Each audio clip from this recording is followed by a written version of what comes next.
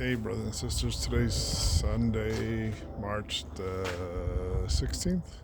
Just want to make a quick video on making updates every day. Well, this is our transformed backyard, and got a lot of things that we're going to do after this. Probably move those, we could rearrange those, and maybe put even a greenhouse there. What do you think? Greenhouse, huh? Make the ground flat, raise it up, put a greenhouse. Would be nice. Something. Because over here we're gonna have to figure out what we're gonna do. Different plants. I don't know about the tree. We might have to take it out. I don't know. Future. Everything's future. And over here, once they put the water, treat the back of the wall with the rock, and they're gonna put some kind of like black felt paper. This way the water, it helps with the drainage, and then we can push the earth back. And that's all the same. The wind's blowing, so sorry if it's messing up with the audio, but I like the style. I wish I could find these at the store, but the only ones I have at Home Depot are the ones with the face.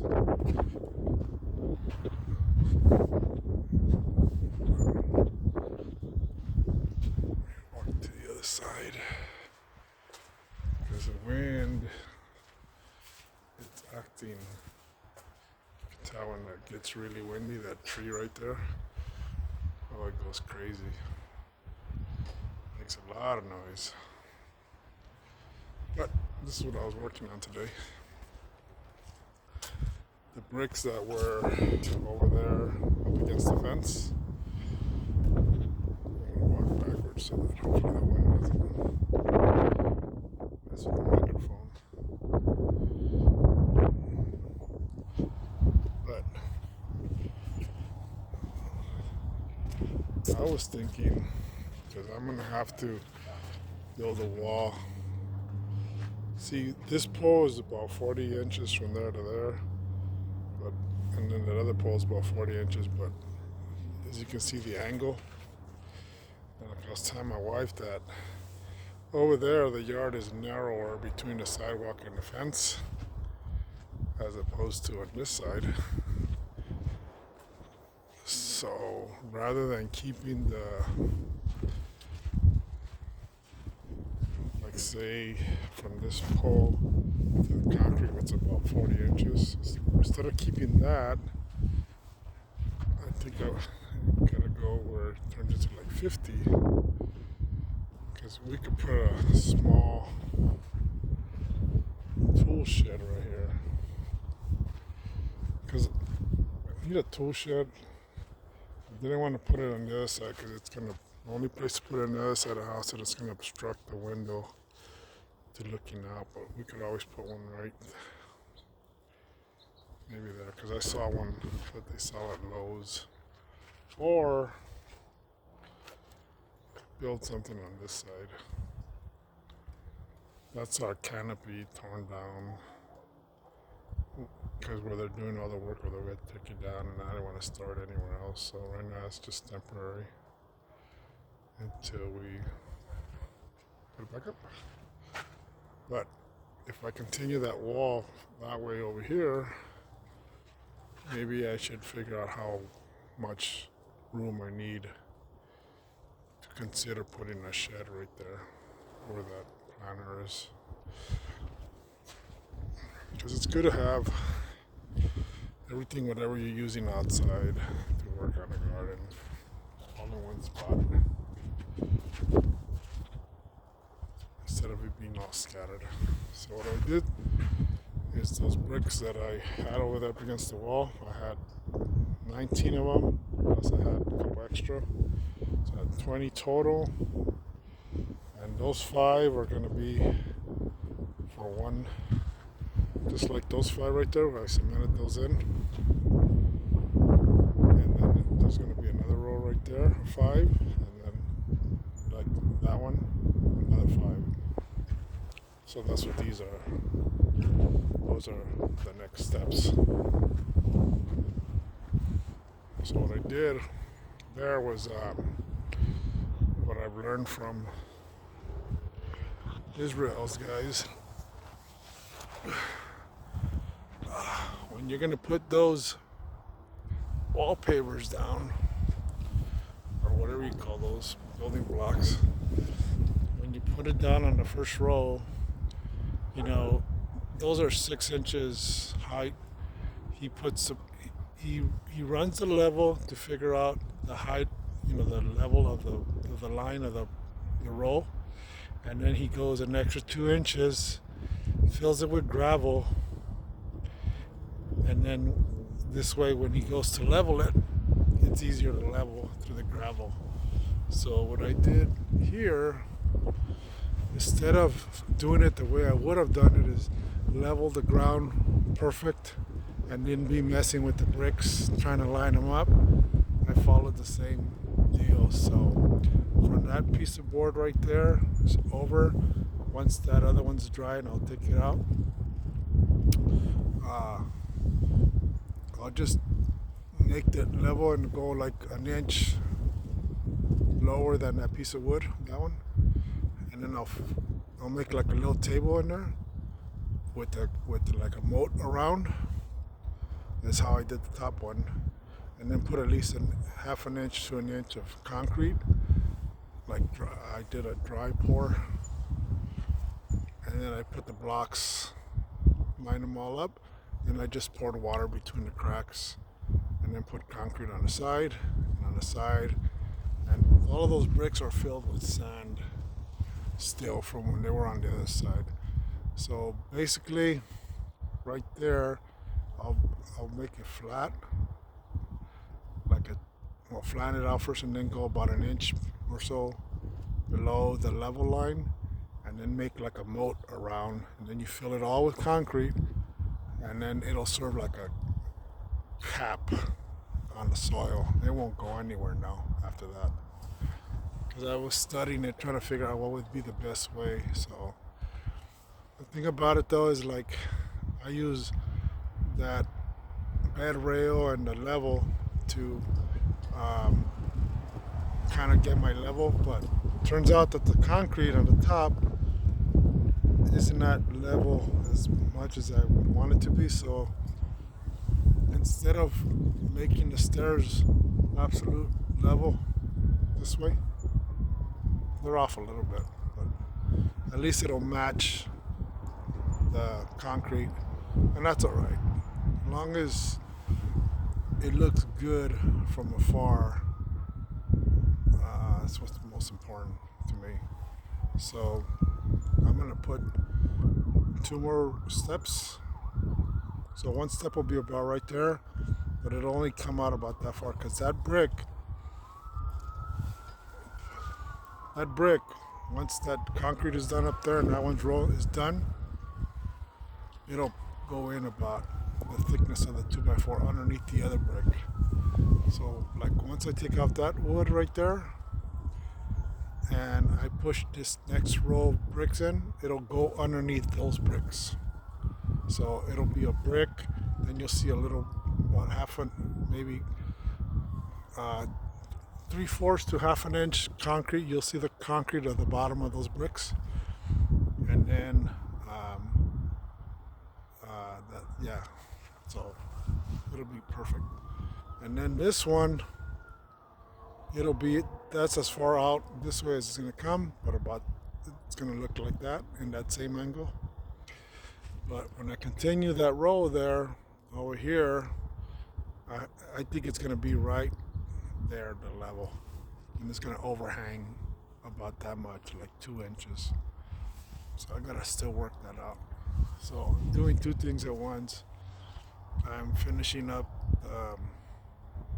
these stairs and wrapping this wall up around, because I wanted to build the stairs this way, but I changed my mind because I was going to use those kind of bricks to build the stairs, and the design that I made, I wasn't happy with it, so I decided to repurpose those, and they're solid. They're not going anywhere because you dry pour all the cement in there, then just put it there, level it, and just drop water in there. Good as gold. They're in there. They're not going anywhere. So if you know what a dry pour is, a dry pour is, I learned from some folks on the internet, instead of mixing the cement ahead of time and making the form and mixing the cement ahead of time, then pouring it in and then working it, what a dry pour is you build the frame wherever you're going to put the concrete in. Then you put the cement in there and then you level it to whatever your liking is. And then you could hose it down slowly like I did over there on that step. I did what was called a dry pour. I like it better that way because you don't have to work to finish that much. And since I'm not good at working to finish, I'd rather do the dry pour way because it's rougher, and the rougher finish looks better for me to match, what you're doing. So that's where we're at. And then once I get the wall wrapped around to about right here or so, then we can start bringing in that big pile of dirt and lifting this ground up again. But I need to redo those, take those off in the front, lift them up a little bit, then put them back down. This way they don't get covered when I start bringing up the ground here. Because I want to bring up the ground maybe another, I don't know, maybe 5 inches first. So let's make sure that the water rushes out to the front. Because right now it does rush out to the front, but I can't work on that area because I gotta make this higher to get it out of here. So that's it. That's today's update. And I like the way these have these stones. I got a bunch of them from our neighbors here. It was before they put their pool up, their old, whoever owned the house next door back in the 70s or 80s, they had their whole back garden filled with these rocks. Okay, and here's a remnant of this. Some of them have remnant of the cement still when they were attached in their house. Some of them do, some of them don't. See and as time goes on, they break, and they didn't throw them out. They kept them, and since they kept them and they had a pile, I guess you could say by me taking all the bricks off their hands, I helped them get their greenhouse built. Because right here on the other side of this fence, they have a garden from here all the way past mine, and they cleaned it up too, made it look nice. So it was good for them to get rid of all the bricks because they didn't really need them, and they had a lot of boulders that I put to use. And I'll show you some more of those. I put them here and there, like right there. There's 2 of them. And I got some right here. Well, check out this piece. It's an old branch. I don't know if they uncovered it when they were digging from my property, or if it came in with the red dirt from the other property. I don't know, but I have a feeling that as they were digging this out, they uncovered an old bush. And then here's a couple other bricks there. Those are cemented in. So they used to be there for a long time over the fence by that garage, and now they're over here. I like it. I'd rather have them here than filling up a landfill. You know, repurpose, recycle, reuse. I told the builder that's doing his name is Israel. I told him, leave me any remnant of whatever they don't use. So they still gotta finish up from here to there, and then from there to the wall. The reason why they had to move it back a little bit more from originally made sense because the fence, when you open it, you don't want it to be hitting the block wall. So so when you open up that gate, it'll be perfect. Because originally, like when this gate, because these gates swing in or out. So when it opens, we have that to stop so it won't hit the light thing. But originally, this wall was going to be out about right there. But after considering the gate, he made a good choice to move it back, which is excellent. Because now, between those two stakes is where the block's going to be. So when the gate opens, the gate will be parallel to the fence. So it's an excellent choice. Plus, I don't have any need for that. That's going to be just enough room to put gravel. So this whole length of this is going to be filled with gravel. It's not going to have no plants or nothing, no trees or nothing, just gravel.